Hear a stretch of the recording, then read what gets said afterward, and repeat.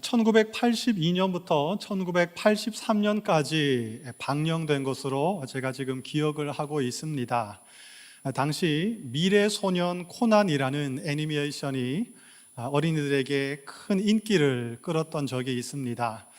아마 저보다 조금 나이가 어리거나 많으신 분들은 그때를 아마 기억하고 있을 것입니다. 그때 불렀던 이 만화 주제가가 지금도 생각이 나더라고요. 조금 불러볼까요? 네, 원치 않겠지만 그때 추억을 한번 떠올려 보시면 좋겠습니다. 푸른 바다 저 멀리 새 희망이 넘실거린다. 네, 여기까지만 하겠습니다. 네. 또 갑자기 또 박수 치고 이러면 안 되니까 또 네. 이렇게 쭉 이어지다가 중간에 이런 가사가 있습니다. 헤엄쳐라 거친 파도 헤치고 달려라 하모니카 박차고. 조금 이상하다는 거 눈치채셨습니까? 하모니카 박차고. 가사 중에 이런 가사가 있나 하실 텐데 당시 제 친구들과 저는 여기에 대한 아무런 의심을 하지 않고 그냥 열심히 따라 불렀던 기억이 있습니다. 어느 날 어머니께서 저에게 종이 쪽지를 주시면서 그 안에 가사를 다시 적어 주셨습니다. 쪽지를 열어봤더니 이렇게 되어 있었습니다. 달려라 땅을 힘껏 박차고. 충격이었습니다. 하모니카가 아니라 땅을 힘껏 박찬다? 어머니께 흥분하면서 아니라고, 하모니카가 맞다고 제가 우겼던 그런 기억이 있습니다. 여러분도 이런 경험 있으십니까? 원래의 의미를 잘못 이해하고 오해를 해서 자기 마음대로 해석을 하다가 어느새 나중에 돌이켜보니까 내가 그동안 오해를 하고 있었다는 사실을 깨닫고 충격을 받는 경험, 여러분 한두 번씩 다 해보셨으리라 생각이 됩니다. 우리가 성경을 읽을 때도 이와 비슷한 경험을 할 때가 있습니다. 원래 성경 말씀의 의도는 그런 것이 아닌데 우리가 잘못 듣고 사오정처럼 잘못 깨닫고 오해를 하면서 내 마음대로 이해를 하며 그렇게 살아갈 때가 있습니다. 대표적인 예로 욥기 8장 7절의 말씀이 있습니다.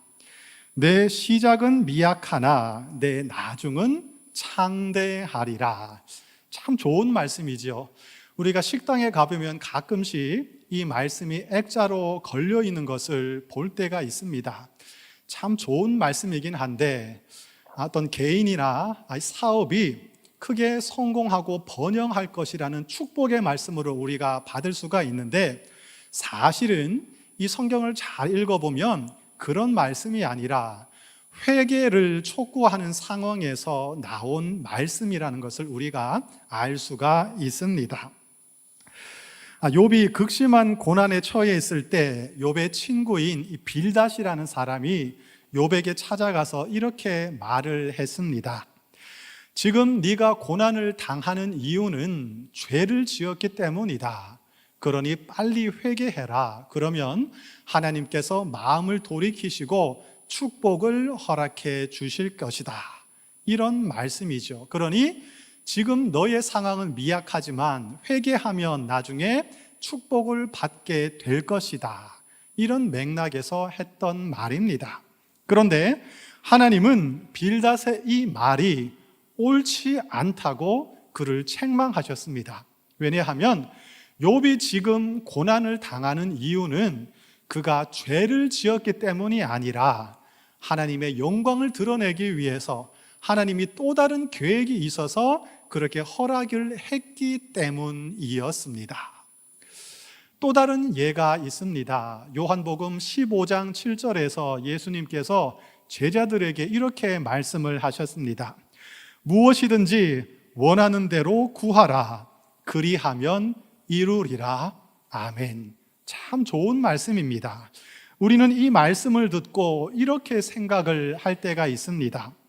예수님께서 우리가 무엇이든지 구하기만 하면 다 주신다고 말씀하셨으니 열심히 간절히 구하자, 기도하자. 그러면 다 주실 것이다. 만약 우리가 아직까지 얻지 못했다면 그것은 기도가 부족하기 때문이다. 그러니 더 분발해서 열심히 기도하자. 이렇게 생각을 하는 것이죠. 그런데 예수님이 하신 이 말씀 바로 앞에 예수님은 어떤 전제 조건 단서를 붙여 놓으셨습니다. 이것을 읽으면, 깨달으면 우리가 그동안 잘못 오해했다는 것을 알 수가 있습니다. 예수님은 뭐라고 말씀하셨냐면, 너희가 내 안에 거하고 내 말이 너희 안에 거하면 너희가 구하는 대로 다 받을 것이다. 이렇게 말씀하셨죠. 그러니까 우리가 항상 예수님 안에 거하고 예수님의 말씀이 우리 안에 들어와서 우리가 그 말씀대로 순종하려고 애쓰고 노력하고 기도하며 그렇게 살아갈 때 우리가 구하는 모든 것이 이루어질 것이다. 예수님은 이렇게 말씀을 하신 것입니다. 그러니 우리가 무엇이든지 구하기만 하면 다 이루어질 것이다. 예수님은 이렇게 말씀하신 적이 없으십니다. 충격 받으셨습니까? 네. 제가 지금 무슨 말씀을 드리려고 하는 것일까요? 오늘 본문도 사람들이 오해하는 구절 중에 대표적인 구절입니다.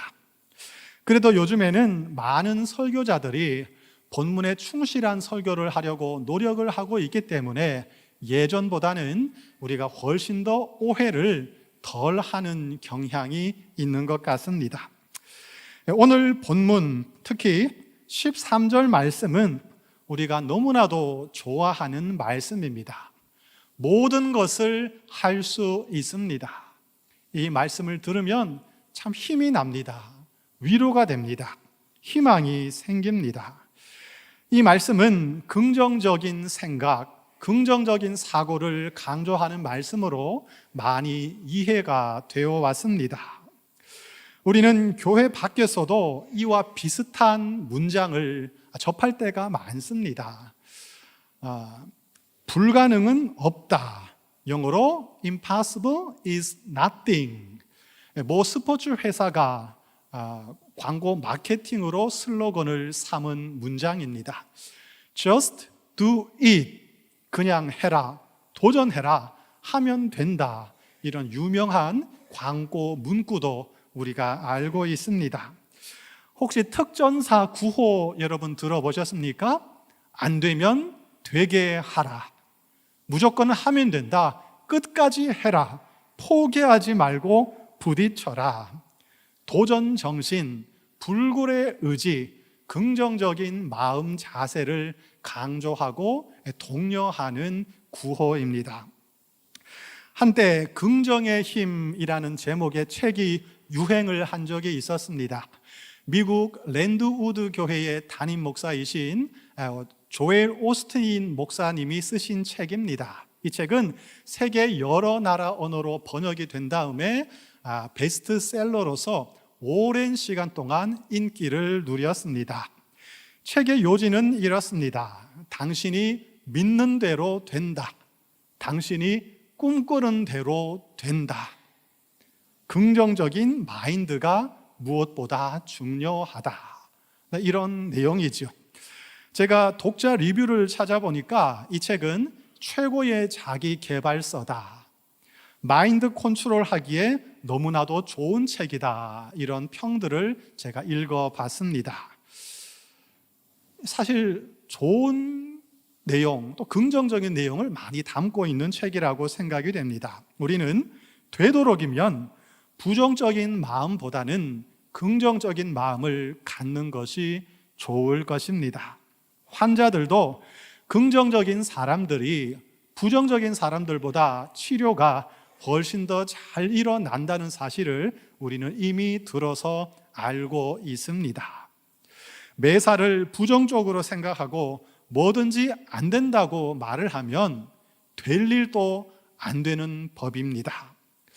긍정적인 마음이 참 좋다. 이런 것은 우리 모두가 동의를 하고 있고 저도 가능하면 긍정적인 사람이 되려고 노력을 하고 있습니다. 그러나 오늘 이 성경 본문 말씀이 과연 긍정의 힘을 가르치고 있는 말씀인가? 이런 질문을 던진다면 우리는 거기에 너무 쉽게 예라고 답변하기가 힘들 것입니다. 다시 말하면 오늘 본문 말씀을 통해서 하나님께서 우리에게 무엇이든 네가 꿈꾸는 대로 될 것이다. 무엇이든 네가 믿는 대로 다 될 것이다. 긍정의 마음을 가져라. 이렇게 말씀하는 것일까요? 여러분은 어떻습니까? 그럴 수도 있고 아닐 수도 있습니다. 이 빌립보서는 사도 바울이 로마 감옥에 갇혀 있을 때 빌립보 교회에게 보낸 편지입니다. 요즘 3일 기도회 때 우리가 사도행전을 공부하고 있습니다.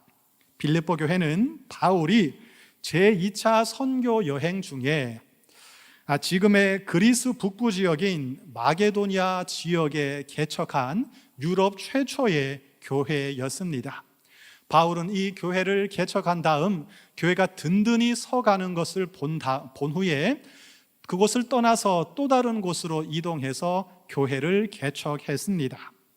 비록 바울은 떠나갔지만 빌립보 교회 성도들은 바울을 잊지 않고 든든한 바울의 후원자가 되어 주었습니다. 그들은 계속해서 바울을 물질적으로, 경제적으로, 영적으로 또 심리적으로 후원을 해 주었습니다. 그런데 당시는 지금처럼 인터넷도 없었고 휴대폰도 없었기 때문에 바울과 소통하는 일이 결코 쉽지가 않았습니다. 시간이 가자 바울이 지금 어디에 있는지, 무엇을 하고 있는지 소식이 끊기고 말았습니다. 너무나 궁금하던 차에 어느 날 이 바울이 로마 감옥에 갇혀 있다는 소식을 듣게 되었습니다. 빌립보 교회 성도들은 에바브로디도라는 신실한 사람을 택해서 그에게 헌금을 쥐어주고 바울에게 파견을 보냈습니다. 에바브로디도는 빌립보 교회 성도들이 헌금한 돈을 가지고 바울에게 찾아가서 그에게 안부를 전하고 돈을 전해 주었습니다. 감옥 속에서 너무나 외롭고 괴롭고 힘들었던 바울이 이 에바브로디도를 만났을 때 그 심정이 어땠을까요? 여러분 한번 생각해 보시기를 바랍니다. 그 바울의 심정이 오늘 본문 10절에 잘 드러나 있습니다. 제가 다시 한번 읽어 드리겠습니다. 내가 주 안에서 크게 기뻐함은 너희가 나를 생각하던 것이 이제 다시 싹이 나미니 너희가 또한 이를 위하여 생각을 하였으나 기회가 없었느니라. 무슨 말이냐면 그동안 우리가 소식을 접하지 못하고 떨어져 있었지요. 여러분들이 나를 도와줄 기회를 찾고 있었지만 그동안 기회가 없었습니다. 그러나 이제 그 기회를 얻어서 나를 찾아왔으니, 나를 도와주었으니 나는 너무나도 기쁘고 너무나 반갑고 너무나 감사합니다. 이런 의미를 지금 10절이 담고 있습니다. 그런데 이어지는 문장을 읽어보면 바울은 좀 엉뚱한 말을 하고 있다는 인상을 받게 됩니다. 11절과 12절 말씀을 제가 세번역 성경으로 읽어드리겠습니다. 내가 궁핍해서 이렇게 말하는 것이 아닙니다. 나는 어떤 처지에서도 스스로 만족하는 법을 배웠습니다. 나는 비천하게 살 줄도 알고 풍족하게 살 줄도 압니다. 배부르거나 굶주리거나 풍족하거나 궁핍하거나 그 어떤 경우에도 적응할 수 있는 비결을 배웠습니다. 무슨 말을 지금 바울이 하고 있습니까? 이 말입니다. 내가 지금 이렇게 기뻐하고 있는 이유는 내가 궁핍한 상황에서 여러분들이 나를 도와주었기 때문만은 아닙니다. 솔직히 말해서 여러분들이 나를 찾아와서 나에게 후원금을 전해주기 이전에도 감옥에 있는 나는 이미 만족하고 있었고 감사하고 있었습니다.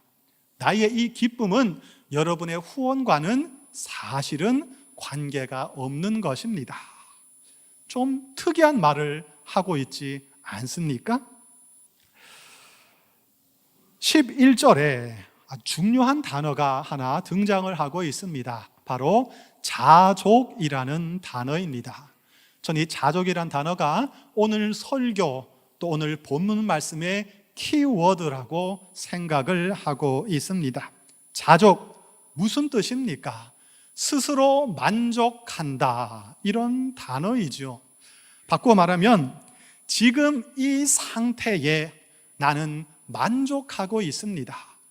지금 이 형편, 이 환경, 내가 처한 이 처지에 나는 만족하고 있습니다. 이 상태, 이것으로 나는 족합니다. 충분합니다. 감사합니다. 이런 뜻을 담고 있습니다. 여러분은 어떻습니까? 지금 이 상태, 여러분이 지금 처해 있는 그 환경, 그 처지에서 여러분은 지금 이 상태로 나는 감사합니다. 나는 자족합니다. 이렇게 고백할 수 있으십니까? 더 형편이 나아지지 않는다 할지라도, 환경이 바뀌지 않는다 할지라도 내가 처해 있는 이 상황에서 지금 이대로 나는 만족합니다. 자족합니다. 이렇게 고백할 수 있으십니까? 쉽지가 않습니다. 바울은 지금 감옥에서 이 상태 이대로 나는 충분합니다. 만족합니다. 이렇게 고백하고 있습니다. 그러므로 오늘 본문 13절에 나오는 내가 모든 것을 할 수 있습니다 하는 이 말씀은 바꾸어 말하면 나는 어떤 상황에서도 자족할 수 있습니다 하는 말씀으로 해석을 해야 올바른 해석이라고 우리는 생각할 수 있겠습니다. 이해되시죠? 네.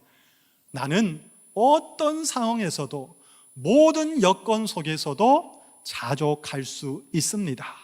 이것이 오늘 본문이 알려주는, 가르쳐주는 진정한 의미입니다.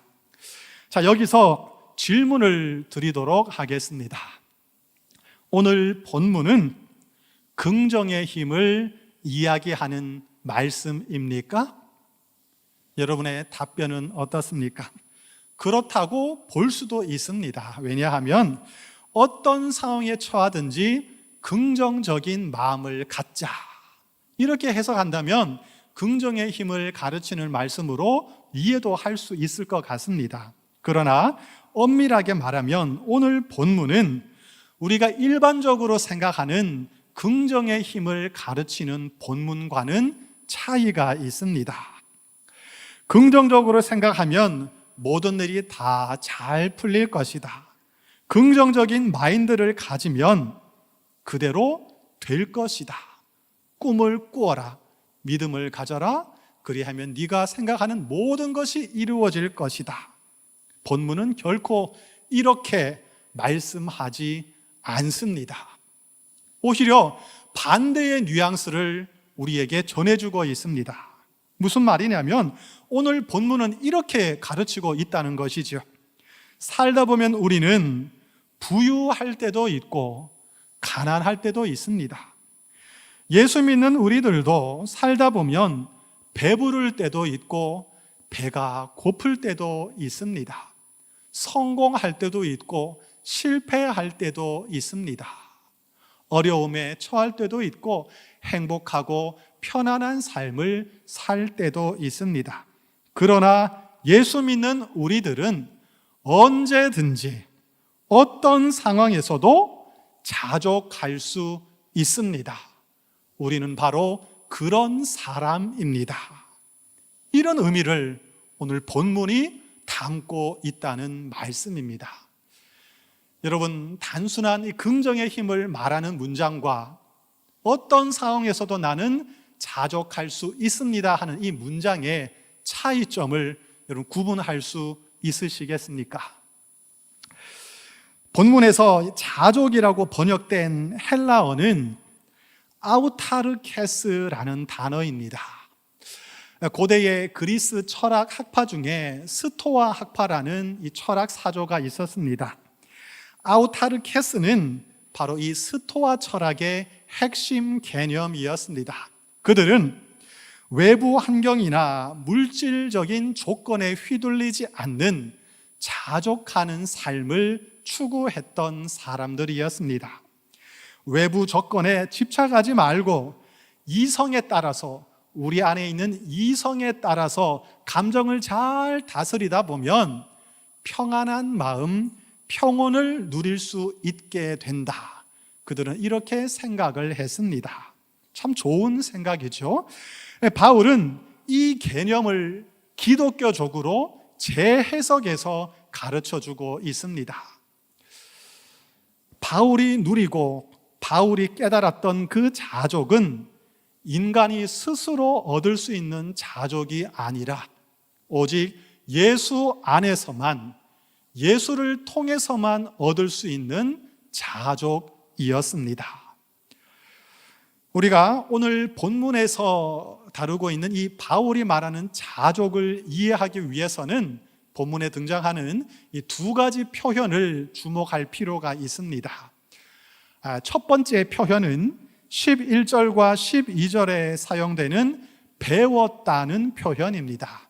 여러분 찾아보시겠습니까? 11절, 12절에 보면 바울은 나는 배웠다, 자족하는 법을 배웠다, 이렇게 말하고 있습니다.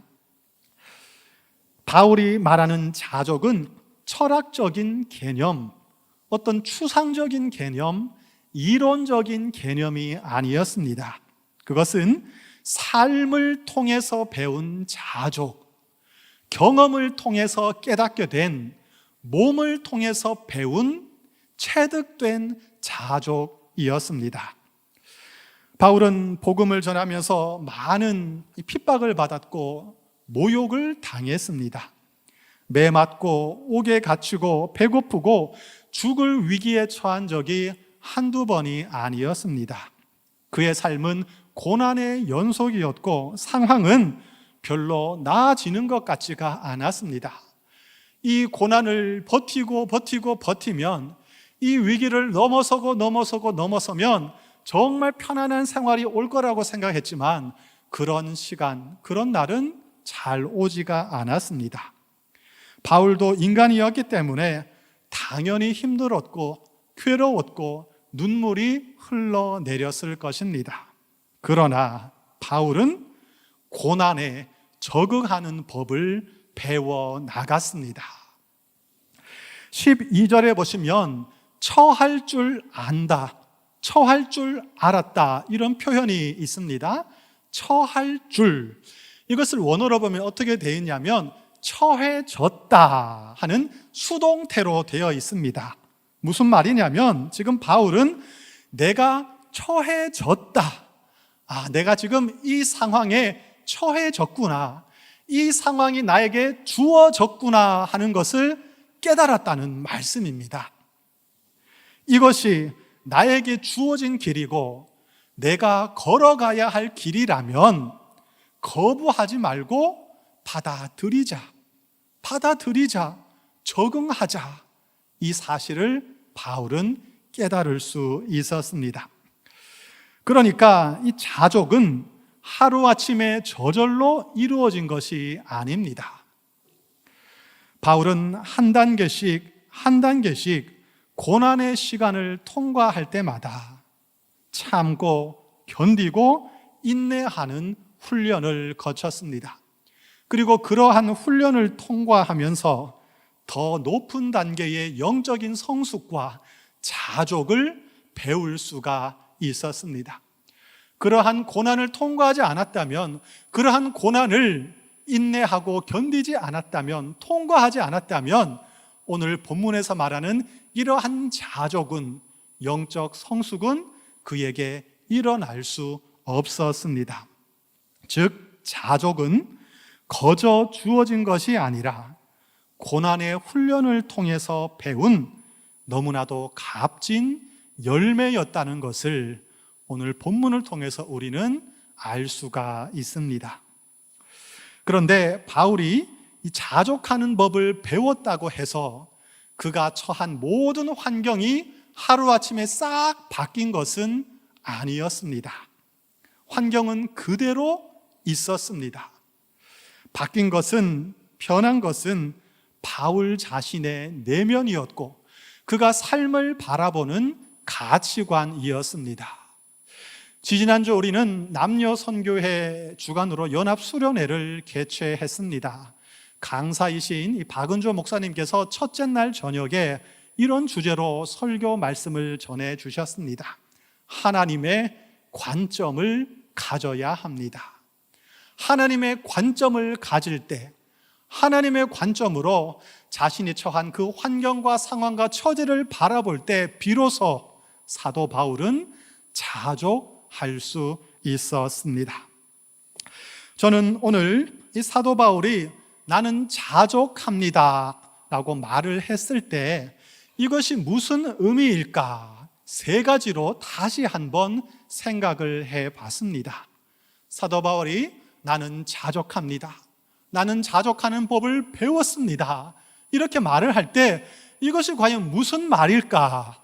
저 나름대로 세 가지로 다시 한번 해석을 해봤습니다. 먼저 바울은 어떤 상황에도 다 의미가 있다는 것을, 의미가 들어있다는 것을 깨달았습니다. 아무리 편안하고 남들이 부러워하는 일이라도 거기에서 우리가 의미를 찾지 못한다면 재미가 없습니다. 그럼 다 경험하고 계시죠? 반대로 힘들고 고된 일이라 할지라도 거기에서 의미를 찾을 수 있다면 우리는 넉넉히 감당할 수 있고 재미를 얻을 수가 있습니다. 바울은 자신이 감옥에 갇힌 이 일도, 이 상황에도 반드시 분명히 의미가 있다는 것을 알게 되었습니다. 비록 힘들지만, 감옥에 갇혀 있지만, 자유를 박탈당했지만 이 일을 통해서도 복음이 전파되고 있고 더 많은 사람들이 예수님을 만날 수 있다. 이 일을 통해서 나의 믿음이 더욱더 자라날 것이고 나는 하나님께 더욱더 가까이 나아가게 될 것이다. 지금은 비록 온전히 이해하지 못한다 할지라도 하나님은 반드시 이 일을 통해서, 나의 매임을 통해서 하나님의 영광을 드러낼 것이고 하나님의 뜻을 이루실 것이다. 이렇게 의미를 발견하게 되자 그는 그 상황을 넉넉하게 감당할 수 있게 되었습니다. 다음으로 바울은 하나님을 철저히 신뢰하는 법을 배웠습니다. 조금 전 제가 의미를 찾았다 말씀을 드렸는데, 여러분, 우리가 하나님을 신뢰할 때에만 모든 상황 속에서 우리는 의미를 발견할 수 있습니다.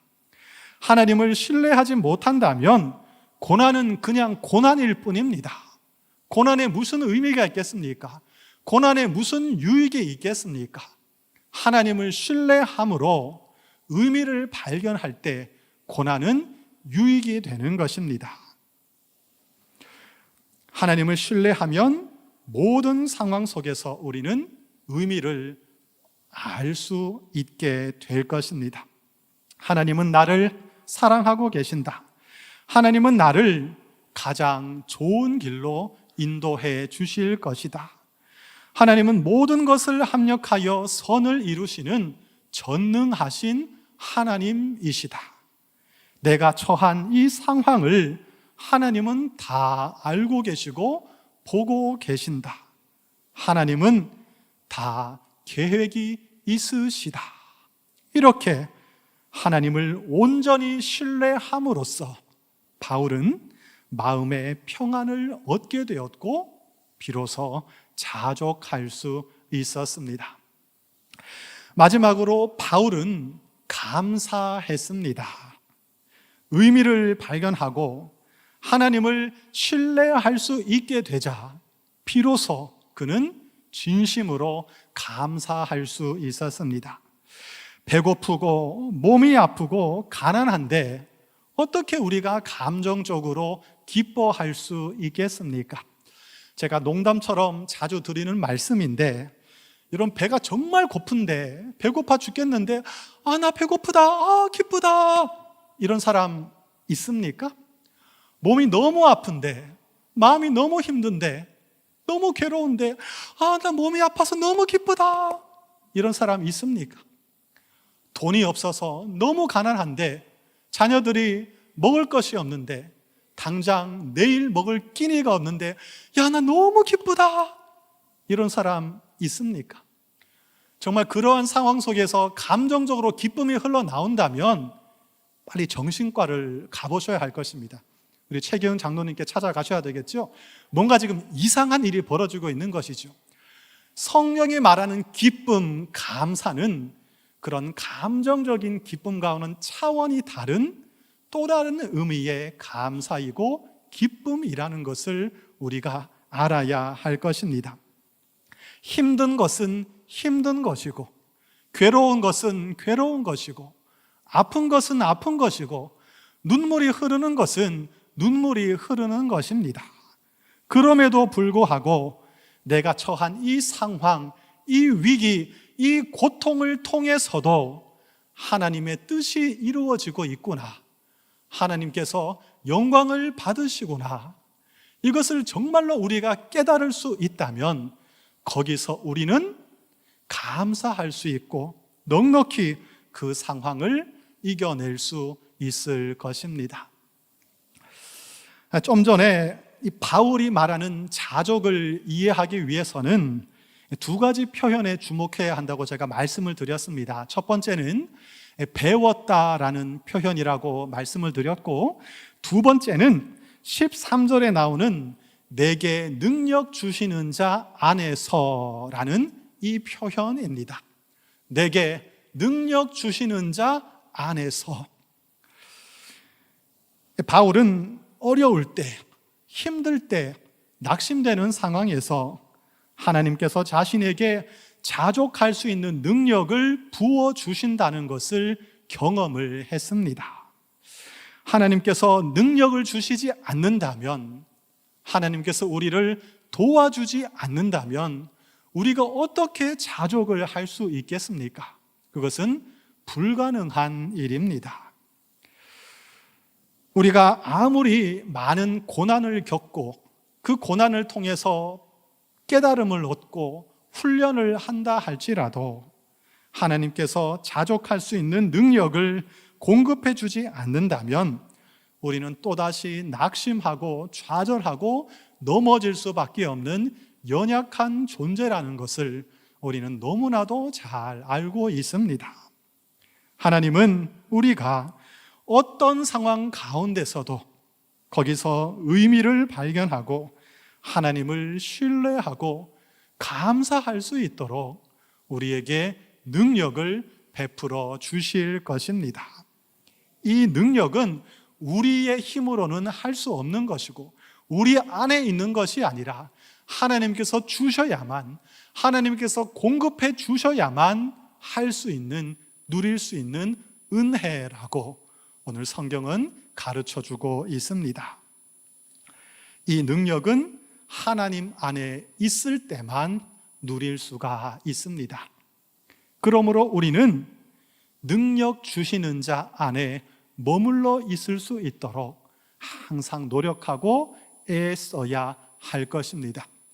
말씀을 통해서, 찬양을 통해서, 기도를 통해서, 예배를 통해서 하나님 안에 있을 때 우리는 자족할 수 있는 능력을 공급받게 될 것입니다. 여러분, 기독교 신앙이 어떤 것이라고 여러분은 생각을 하고 계십니까?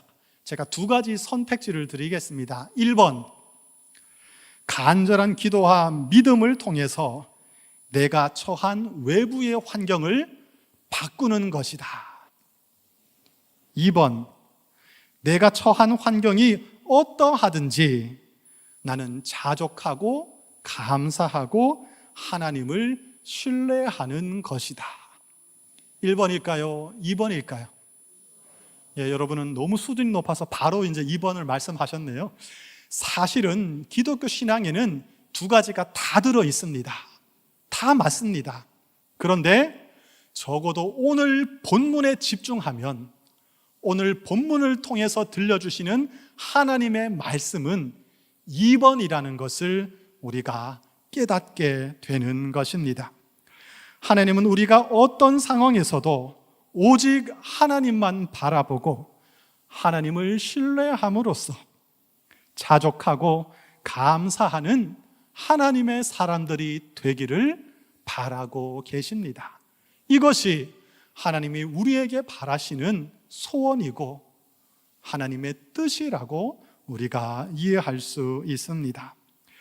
우리가 만약 외부 환경이나 외부의 조건을 기준으로 삼는다면 우리는 평생 동안 온전한 자족, 온전한 감사를 드릴 수가 없을 것입니다. 외부 환경, 외부 조건과 상관없이 하나님 안에 있을 때, 하나님을 신뢰할 때 우리가 처한 상황 속에서 참된 의미를 발견할 수 있을 때에만 우리는 온전히 감사할 수 있고 온전히 자족할 수 있습니다. 풍부함에 처하든지 궁핍에 처하든지 편안하고 행복한 삶이든지 아니면 고단하고 힘든 삶이든지 여러분이 처한 그 상황에는 다 의미가 있습니다. 하나님께서 필요하기 때문에 허락해 주셨습니다. 그것이 어떤 자리이든지 바로 그곳에서 하나님을 신뢰하며 의미를 발견해 가는 법을 배우시기를 부탁드립니다. 그리하여 어떤 상황에서도 자족할 줄 아는 성숙하고 하나님 보시기에 너무나도 멋지고 자랑스러운 하나님의 자녀들로 살아가시기를 축복합니다. 여러분, 오늘 설교 제목이 무엇입니까? 모든 것을 할 수 있습니다.